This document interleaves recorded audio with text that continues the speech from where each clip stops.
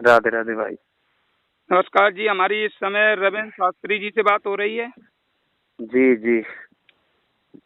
तो शास्त्री जी, मैं अवध यादव, अनुज Yadav YouTube channel से बात कर रहे हैं। इस समय हमारे देश में लाइव चल रहे हैं और ये जी कोरोना की जो महामारी चल रही है, इसके बारे में आपके क्या विचार हैं शास्त्री जी? थोड़ा हमारे दर्शकों को बताइए।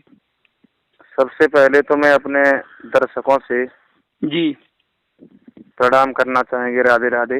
जी जी जी जो आपके चैनल के माध्यम से जो हमें देख पा रहे हैं, जी जी जी तो बड़े बूढ़ों को प्रणाम, उनके चरणों में अपना हमारा प्रणाम स्वीकार हो। जी जी जी और कहना तो हम ये चाहते हैं कि लॉकडाउन जो है, सभी भाइयों से, माताओं बहनों से, बुजुर्गों से हमारा अनुरोध है, जी ये महामारी जो हमारे देश में नहीं बल्कि विदेशों में फैल रही है जी जी जी और दिन प्रतिदिन इसका बीमारी का जो प्रकोप है वो बढ़ता जा रहा है। तो जी सभी जी भाइयों से हमारा अनुरोध है कि अपने घर में रहें, लॉकडाउन का पालन करें, अपने शरीर को सुरक्षित रखें। और ये बीमारी जो है वो हमारी आपकी वजह से ही हुई है। जी जी जी जो हम लोगों ने ऐसी कोई भूल कर दी है, खान पान और धर्म की ओर बढ़ने से हम आप पीछे बढ़ रहे हैं। धर्म की ओर जो हाथ बढ़ाना चाहिए वो मतलब पीछे। हर कार्य जो है, खाना पीना, मदिरा पान करना, मांस माछी का भक्षण करना, जी तो जी हमारा मतलब है जो हमारी आपकी ही देन है ये। जी और जी ये ईश्वर की लीला है। मतलब ये बीमारी नहीं है, जी एक ईश्वर की लीला है ये। जी जी ये सब प्रभु की कृपा है। क्या कर रहे हैं तो वो करेंगे तो अच्छा ही करेंगे। हम आप तो एक सेवक हैं। जी जी जी और तो बस यही कहना चाहते हैं, सब लोग लॉकडाउन का पालन करें, घर में रहें जी और सुरक्षित रहें। जी जी हम्म। शास्त्री जी, हमें ये बताइए, हमारे कुछ दर्शक सुनना चाहते हैं कि शास्त्री जी कहाँ के रहने वाले हैं और किन के शिष्य हैं, थोड़ा बताइए शास्त्री जी। मेरा गांव है ऊसराहार के पास, जी बदरियापूट। जी जी और जो बरथना ऊसराहार रोड पर है, भरतिया कोठी, ताखा बिलाग। जी जी जी और शिष्य तो हम गुरु ब्रजेश शास्त्री जी को मानते हैं, सुर सम्राट, जी जी जी जो आज नहीं है हमारे आपके बीच में। जी जी और खैर हम उनके साथ नहीं रहे हैं। हमारे घर पर कथा हुई थी, जी जी तो 7 दिन का जो सत्संग हुआ था, फिर में हम बहुत छोटे थे। हम 10वीं क्लास में पढ़ रहे थे। जी जी जी तो हमने गुरु जी से कहा हमको शिष्य मतलब बना लीजिए। जी जी तो उन्होंने कहा बेटे अभी आप पढ़ो जी और पढ़ने के बाद आप ये कथा सीखना। जी इसके बाद हमको एक लगन लग गई जी जी और बस अपनी धीरे धीरे मेहनत करते रहे। गुरु की कृपा है, जी बड़े बूढ़ों का आशीर्वाद रहा। जी जी और सबसे अच्छी बात तो ये है कि मेहनत। जी अगर बिल्कुल बिल्कुल कोई कर्म नहीं करेगा जी तो कुछ भी नहीं मिल पाएगा। बिल्कुल मेहनत सही के बात, पीछे भाग्य, किस्मत, सब कर्म के पीछे आधारित है। बिल्कुल सही कर्म बात, करोगे तो हर चीज आपको मिलेगी। तो बिल्कुल बस मैं उन्हीं को मानता हूँ, बहुत मानता हूँ। जी जी मतलब ऐसा नहीं है, कुछ लोग ये कहते हैं कि लोग आजकल ये चेले नहीं थे फिर ये चेले हो गए हैं। जी जी तो ये तो अपनी अपनी भावना है। सब लोग, हम तो ये कहते हैं दुनिया उनको मानती है जो रोम रोम में बसे हुए हैं। जी वो एक जी अवतारी हैं, वो चले गए जी तो दुनिया उनको मानेगी। जी और हम, हकीकत बात तो ये है कि हम उन्हीं की वजह से, हम जी ही नहीं बल्कि अनेक कलाकार जो हैं, जी अगर वो नहीं होते तो हम उनकी कैसेट नहीं सुनते, कथा नहीं सुनते, तो कथा नहीं कहते। जी नहीं, जी बिल्कुल सही तो बात, उनकी ही कृपा है जो आज हम ये गा रहे हैं। जी और ठीक है, उन्हीं का आशीर्वाद है। हम तो ये कहेंगे गुरु महाराज, गुरु की कृपा है, इस वजह से हम लोग चल रहे हैं।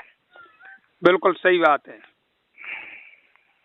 और शास्त्री जी, बताओ शास्त्री जी, एक जी। बात हमें ये बताइए, जो भी ब्रजेश के शिष्य हुए या स्वामी आधार चेतन के शिष्य हुए, हम्म। ये शिष्य उनकी नकल क्यों करते? इनके अलावा कुछ नया क्यों नहीं बनाते? इसके बारे में आपको क्या कहना है? हमारा कहना ये है, जी जो चीज गुरु ब्रजेश शास्त्री जी गा गए हैं जी जी जी वो ऐसी लाइन गा के चले गए हैं जो उनकी लाइन के अलावा दूसरी चीज किसी को अच्छी नहीं लगती है। जी जी ठीक है, जैसे हम भी कोई नया गाना चाहें, ठीक है, और कोई भी वक्ता गाना चाहे, लेकिन जो गुरु ब्रजेश शास्त्री जी जो इस दुनिया में नहीं है, जो उनकी लाइन, उनकी तर्ज हर किसी के दिल में बसी हुई है जी, ठीक है, तो वो मतलब वही पसंद करते हैं। जी जी जी, इसलिए लोग मतलब ऐसा है, जैसे जैसा देश वैसा भेष, जैसा देश वैसा भेष बनाना चाहिए।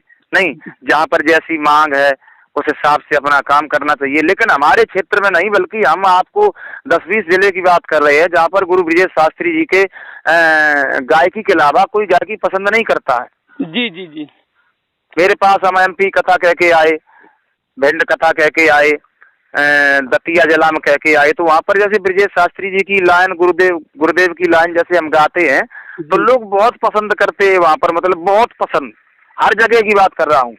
बिल्कुल सही बात। तो इसीलिए मतलब नकल के लिए भी अकल चाहिए भाई। ठीक है भाई, नकल ऐसे थोड़ी हो जाएगी। नकल करो फिर भी उसके लिए बहुत बड़ी अकल चाहिए, जो नकल भी करने में अकल होती है। ठीक है, बिल्कुल बिल्कुल। तो उनकी लाइन हर किसी के दिल में बसी हुई है। जी जी, और इसलिए सब लोग पसंद करते हैं, गाना पड़ता है।